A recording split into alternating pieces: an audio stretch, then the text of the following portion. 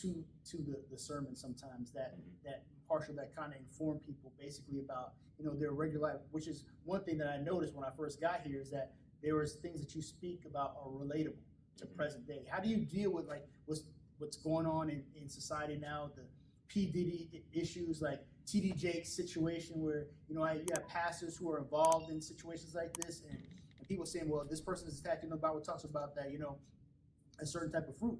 A fruit produces a certain type of tree.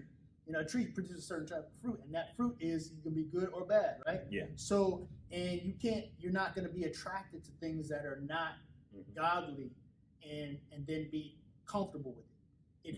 If you're supposedly godly, right? Or our expectation of a person is going to be a godly person. So when I see like Jamal Bryant doing maybe deciding maybe do a weed farm on his church, or somebody else deciding like okay, this person's hanging out at P. Diddy parties.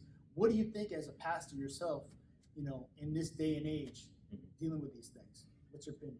Well, definitely, it's imperative that you be relatable. Okay. You have to have a sense of your community.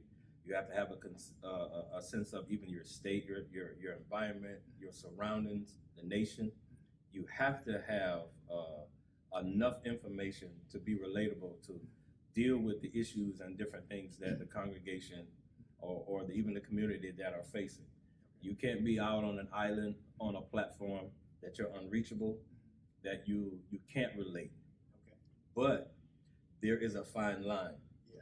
Because do you necessarily have to partake of it to be relatable? Yeah. And sometimes that's what happens. It's almost as if you open yourself up to some of these liberties. Yeah. And now you're influenced by some of the liberties that you engaged in.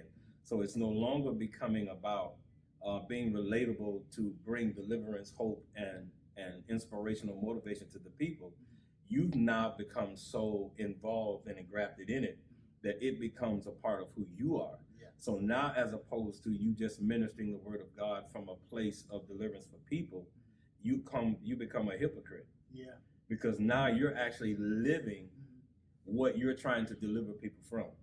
Yeah. And I think sometimes that because we're trying to become so relatable, we open ourselves up to influences that we may not have been strong enough to actually withstand.